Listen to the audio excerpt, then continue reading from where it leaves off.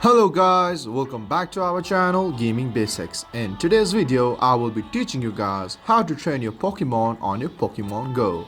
So, at first, just open your phone, and as you open your phone, just open the game.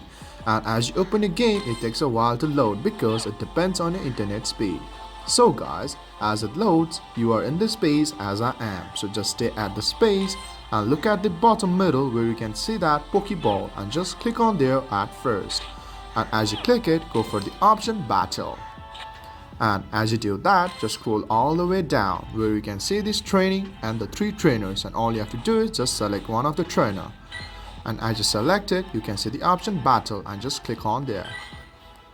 And also choose your league at first. And as you do this, just click on this, use this party. So guys, that's how you train your Pokemon on your Pokemon Go. If you find our video helpful, please leave a like and please do not forget to subscribe our channel. Also hit the bell icon to get updates with our latest videos. And drop a comment for reviews and more content like this. I will see you guys again in our next video. Thank you for watching.